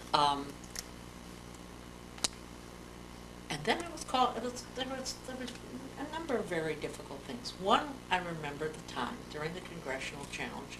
At this time now, Ms. Palmer was now working in the office, and she and I were big buddies. But it isn't that she could assume literally some of the kinds of roles, but she had a different kind of role. And I don't remember Jesse's last name, who also came and worked in the office. I don't know if you remember this. Jesse Harris? No, this was a woman. Oh, it was a woman. And I can't remember her name. Who would that be? Well, she wasn't a SNCC staff person, and she was somebody local from Local Jackson. person? And at any rate, there was a few things. One is when we were doing the congressional challenge. And Wasn't there were- Geraldine No, Bunches? Did you know Geraldine? Okay. no. She was from, And then She was I from recruited as if she was, this is a terrible story, because it was as if she belonged to Stokely. I asked Stokely for Sue Nichols, as if he could give me a person. Sue Nichols did not want to leave Holmes County, but he assigned her to me. She was somebody very easygoing, hardworking, and she worked with me for a little while, and I said, could he please give her to me? So he did. And so she came and worked with me, which I was very glad for. This just oh, that was the second. between all the tension between black women and white women. I don't know. I had a tremendous number of black women friends as well, so it was not just. I'm not surprised. Right. No. Right. No. So let me see. Where were we? Wait, So you asked for Sue Nichols and you got. got Sue her, and Nichols. I also asked for Mike Hickson. Oh, my I goodness. recruited Mike Hickson to have him come. I didn't ask Stokely for Mike Hickson. I somehow recruited. Mike Hickson and I would be talking on the telephone regularly. They were begging for resources. I don't remember where he was working, in some county, I can't remember now. And I got him to come to Jackson and work in the FDP office because I really needed people. And at that time, Guyot was in the state very infrequently. And And so he counted on me, but, so there I was. At a certain point, at that certain point, we were coordinating the bus rides of people to, they were all headed to DC to testify. And this was crazy. This is Staying for the up- challenge. And I think, but this was before, this was all part of the challenge. I can't remember sequentially. It was before all the depositions and the political action and the legal action around that. And these are just personal idiosyncratic things, because at this point, we would have to have money wired to us in the middle of the night so that we'd have money to be able to pay for the gas and for the drivers and things like this. And we couldn't put money in the bank because we were being followed around everywhere. I was filing money away in the file cabinet, going, our people who were armed were watching us to make sure that we didn't get shot, but they weren't our staff. They were local people who were to go down to the have money wired to us at the offices in the middle of the night. We were squirreling around money, and I remember that's when Stokely was telling me that I shouldn't look so efficient. That you shouldn't what? Look so efficient. Don't look so. And meanwhile, we're in an office with no heat. I wound up getting pleurisy. I didn't even know it. I was walking around with walking pneumonia, working around the clock. He's telling me to work hard, but don't look like I'm working that hard. We laughed about it later, Stokely and I. I mean, it was not a contentious thing. It was, and he, and then there was the big fight during the congressional challenge when 150 lawyers came to the state to take the depositions. We had a window of 40 days, I think, in which we were allowed to take depositions. Now, our notion of it was that we, of course, getting the depositions was important, and getting the everything on record. But it was also, the taking of the depositions was also a very political act. And that people telling their story was very political, but also there was an opportunity for local people who themselves had been deprived of the vote, had been beaten, had lost their jobs, had had horrendous things happen to them. They now could be in the power of deposing the people who were their oppressors. And the lawyers, very well-meaning, life-changing experience for many of them, were used to a certain way of working. They were used to schmoozing with the enemy. They were used to getting on the phone, making deals, making arrangements. And, of course, these people didn't want to be deposed in the first place, but they wanted to, if they were going to do it, they were going to do it on their turf, and they wanted to make deals with the judges, and they would do it in the courthouse. And there was the very same courthouses that people had been oppressed by, didn't want to go in, didn't want to appear before, didn't want to, So I said, no, we wouldn't agree to having that be the place. So to the lawyers, you can't make those kinds of decisions. You have to discuss it with the people locally, where it is that they want it, and so they regarded me as quite oppositional.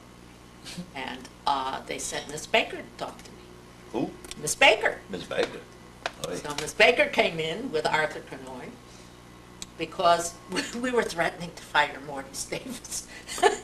And, I love Morty Davis, but at that point, it was like we were like defending a way of utilizing this stuff to build a local movement and to use the political act of taking deposition as not only gathering material to put before Congress, but it was a wonderful opportunity in every community of having public deposition taking that could be done in public, in front of other people, where the people had the power to question, to give their own testimony, and to question the very people. What in fact did Arthur and Ella accomplish? What did they do? They thought that they were convincing us to go forward, and we had no intention not to go forward. We regarded this as important too. In terms of the deposition taking depositions, But we were trying to convince them that they,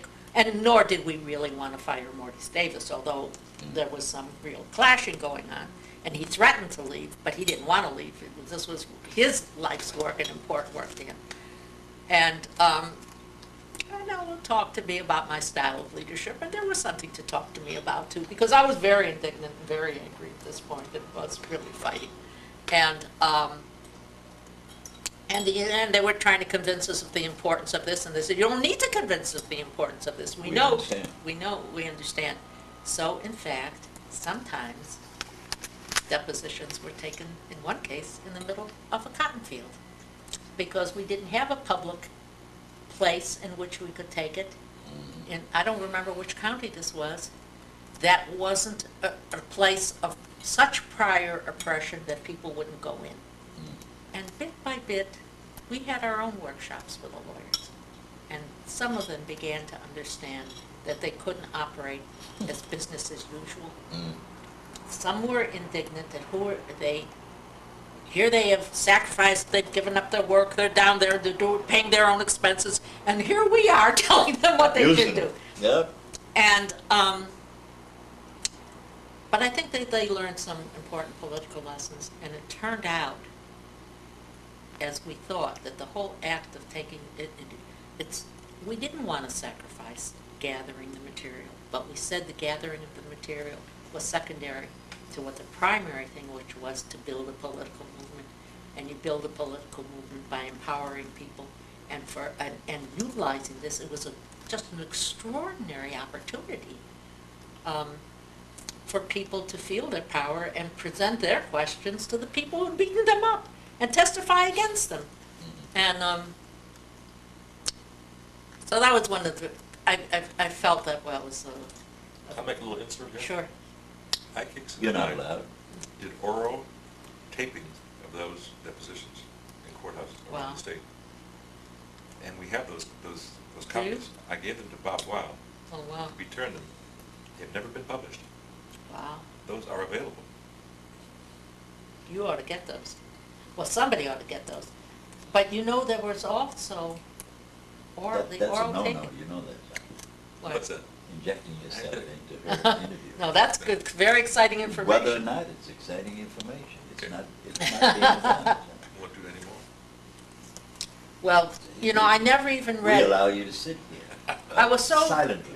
later, of course, all of that stuff, the depositions were inserted into the congressional record. Yes. So it's all taped, but I didn't know that there was the oral tapes. I'd love to hear a lot of that. Because, of course, I, at that point, collapsed in a heap.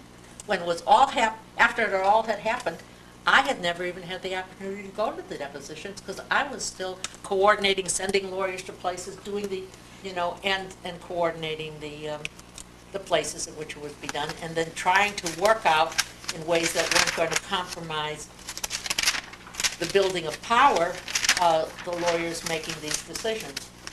And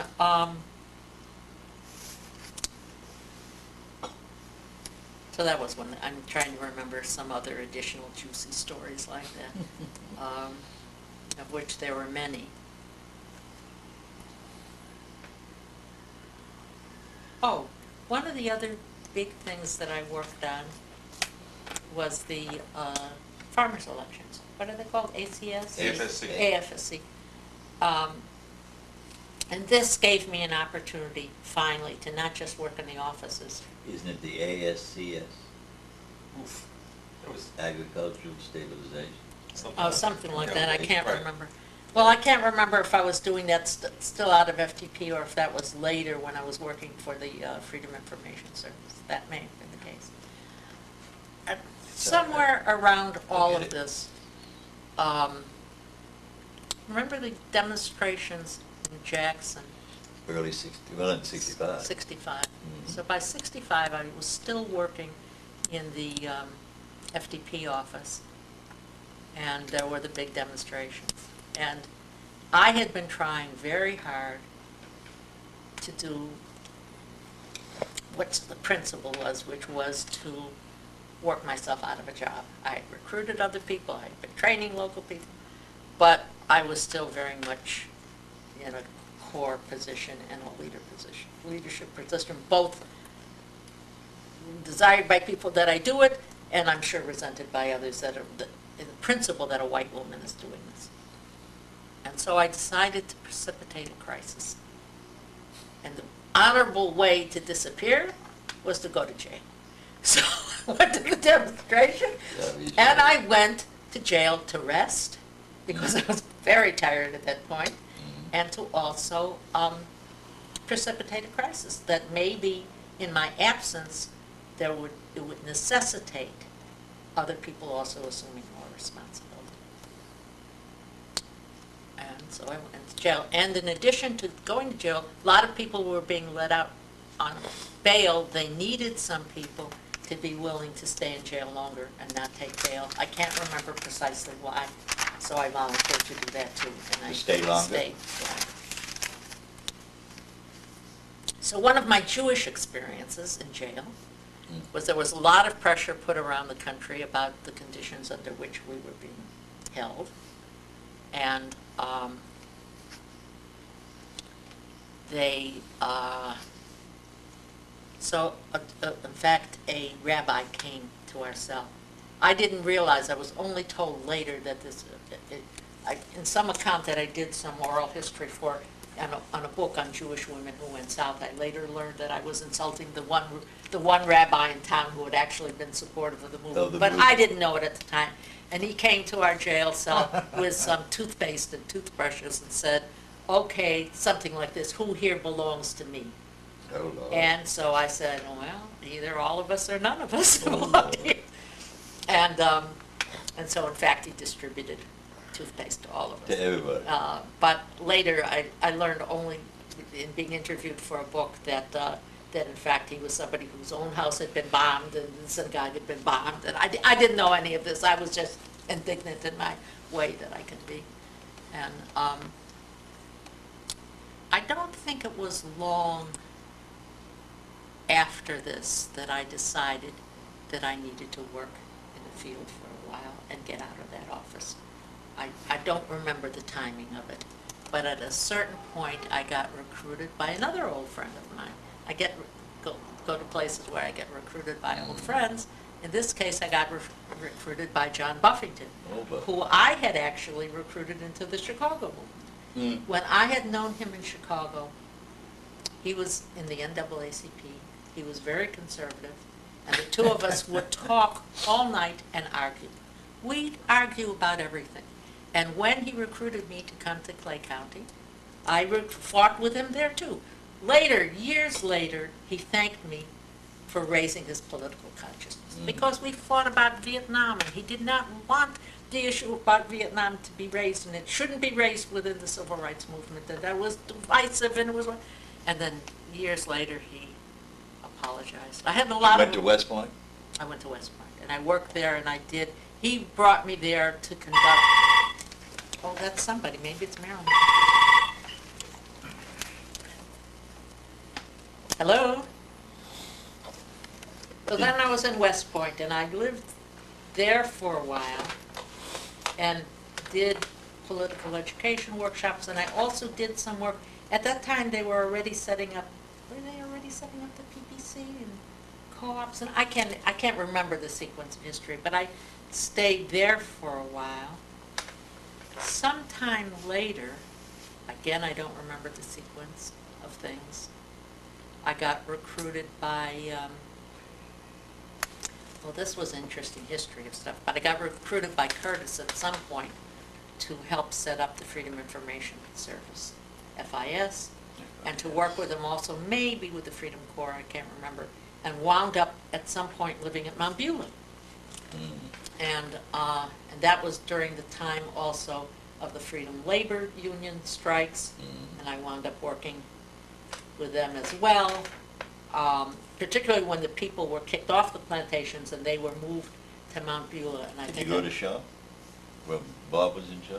I think I did go to Shaw. You did go to Shaw? When was the thing at the Air Force Base? 66. Oh, so that was later, Yeah. because I was still there then too. There was the Strike City in Strike Greenville City in Greenville, 65. that's right. Yeah. And, but see, come on in. I managed somehow because I was not working for You SNCC. visited me in Cleveland. I sure can't- did. Where were you then? I can't remember. I where may you had have been come doing- from.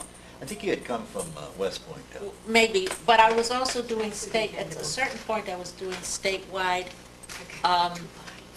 political education workshops. And I don't remember who I was doing that for, whether I was doing that on the, because I did statewide workshops. I traveled the state doing the stuff for the farmers' elections. And I also did it, I didn't do it for the challenge. In challenge, I was pretty much stuck in the office coordinating things. I did Right. do traveling and went to meetings, but I wasn't doing the organizing work myself or doing the political education workshops myself. Now, one very sad story, No, I remember now. you know, that. Hold your story. Okay. But I remember you were with FIS when you visited me in Cleveland. Uh-huh. So you were coming from where? Who knows, I was traveling the state. For FIS, I did workshops all over the state, Okay. so I don't remember on that Who sent particular you, trip. Gregson? Curtis and FIS, Oh, Freedom Information Service. Freedom of Information Service. I had developed material, political education material, and was doing political education workshops. Okay. All right. And, Okay. Now, you remember what you were going to tell me? oh, well, there are two things. One was the way in which we did political education workshops around the farmers' election that I had learned a lot from, is that, after all, I was no farmer. It's not that I had this information. So I could be very convincing and authentic to telling people, farmers, some of whom were illiterate, but in fact were the experts on this, that they were the ones who were the teachers. And that if they would teach me, and that I would take down what they would have to say, and we would turn that into the material that would be the teaching material from which they could then teach the farmers. Right. So they would teach us, we'd write down the material, we'd turn it into the material that then became the teaching material. And then they could see their own words printed up in the primers that we would do, and we'd read it to them. It was their words, they knew Now, it. about which farmers and where were they from? I did this Do you in a remember? lot of counties. A lot of counties? A lot of counties. Lot of We counties. did workshops in a lot of counties, and we did material for every county. Because for every county that we worked in, we printed up a primer for the farmers' election for that county. And I don't know who has all that stuff. My own copies of all of that unfortunately got thrown away by somebody. For each county? That was a lot of work. It was a tremendous amount of work. Now, I must say that one of the people who worked a lot on that, on the producing of some of the actual printing and the coordinating of that, I think was Jan Hilges. Jan, yeah. And somewhere in all of this time, I come north for a very little while to I'm maybe out of sequence about this because it was on a workshop where I was traveling around. I had come to New York and had met with the guy who was the film editor for, what's that very wonderful left film the name is just of farmer organizing? Farmer. Mexican, American, very famous film. It got About Chavez? red-baited and boycotted, no, Wasn't much about earlier Chavez? than Chavez, much earlier. Earlier than Chavez? Much earlier. This is Oh. an early film. Oh, you go way You back. know this film very well. It's a very famous film. I'll remember it Grapes of shortly. Wrath. Huh? Grapes of Wrath? Not Grapes of Wrath, but a very powerful film about a strike of Yeah. farmers. Oh, strike. And it would have been a very red-baited film. Yeah. And the editor of the film gave me his copy, the editor's copy. You And I did? brought it to Mississippi Oh, and wow. used it as an organizing film You with got to remember farmers. the name of that film. Oh, now. it's a great film. Harriet will know the name of the film. Harriet will know. She knew that we had this film. Well, it would be, to watch something like this was like a shared experience then that they could discuss that wasn't theirs. It was a wonderful organizing film. It's still somewhere in Mississippi. It was a rare thing to be able to get a copy of this film. And maybe by the time I keep talking, I'll remember the name of it, or we'll ask him. And, but one time, a very tragic thing happened, is that I was out, and I was driving in a car with Sam House. Remember Sam House? Oh, yeah. And we were coming back, we had been on a trip where we had gone to a number of places doing political education workshops, facing all kinds of dangers, and we were very close to getting home to Jackson, but we were in Madison County, I think. And it was a Saturday night. We had the trunk of our car loaded up with literature, political organizing literature. And there was Saturday night, there was a roadblock set up to stop every car with blacks in it, to see if they had liquor, and to see if the county was still dry, and to see if they had guns, but mostly to just intimidate Just to people. harass. And it was not even a trap set up for us. It was a trap set up for every black person who they were stopping on a Saturday night. And they got us. White woman, black man, filled with political literature. A few miles away from home, thinking, phew, we had gone through a rough already time. And I happened to have been very tan at the time. So they could not somehow decide whether I was black or white. Really? And whether I was light skinned.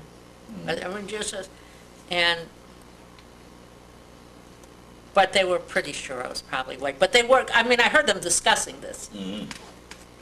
So what they decided to do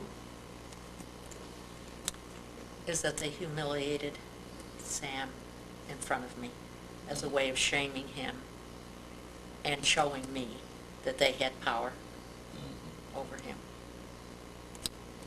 And he's from the north, and he was not so easy to basically say yes sir, no sir, and everything that they wanted him to do. And they were very threatening to him. I don't remember all the details. But the act of having to eat shit, be humiliated, saying yes sir, being cowed in front of him, in front of me, made him furious with me. We had been very close friends. But then it was as if my presence had endangered him, but also that I was witness to his humiliation. That's terrible. And it was terrible, and I was very sensitive to it, and I knew how. And then, in contrast to that, out of my fear, I decided to badmouth these guys. Not about that, but what I was saying to protect myself, and also the literature, that we were going to call in the Justice Department, and that I needed my medication, and I was being badass while he was being humiliated. It was a terrible scene. It was so painful for us. It took us years To get over that. to get over it, and years for us to be friends again. Because he left the state for a while after that. He was so, it was crushing for him. So what they did to me is that they decided that they would, to my badass self, is that they were going to stop. I couldn't leave. I couldn't drive the car. I'm in the car. They take away Sam to jail. They took him to jail? They took him to jail. I was afraid they were going to kill him. They left me in this car which I couldn't drive. Wow. They knew I was disabled because they got me to get out. And I'm threatening that they better not hurt me. And they better not hurt Sam. And so they stopped one car after the other to humiliate, to show me that they still had control, and to humiliate, and to to stop them, to frisk them, to do this. They were just driving in the street on Friday night, and to say to me, so you freedom folks think you're changing anything. And then what they did is, since I couldn't drive the car, is that they towed me in the car to the bus station, and they left me there. And a mob begins to form outside. Oh. People very much knew that they got a freedom folk, and she was either black or white. She was disabled, and she was bad enough. Hold it. Didn't know which way, what I should do, whether I should go, there was a black waiting room and a white waiting room At the bus station. at the bus station. Where are you, in Jackson? No, I mean, In Canton? maybe in Canton. Yeah. I think it was Canton. So I, we always had the phone numbers of all the projects to be able to call. And so I went into the black waiting room, and I, You subbed. well, I wasn't going to get beaten up for either. I mean, I didn't, either way, I was not safe. Yeah. And I remember deliberating and said, well, which way am I more safe? Which way am I less safe? I can't go into the white waiting room, so I went. And I called up the people from the project, and they came. I somehow reached them, and I'm pretty sure it was Canton, and they came and got me. And Sam was not released until the next day. We got him. But Sam could not bear to look at me. That's And terrible. it was so, between us personally, it was very, very, very painful. And we had been very, I had a few experiences like this where there were episodes not like this, but where there were painful dimensions in close friendships around racial issues that were very, I remember at a time, Curtis Hayes had been for years one of my best friends. And at a certain point after Bob had gone to Africa, and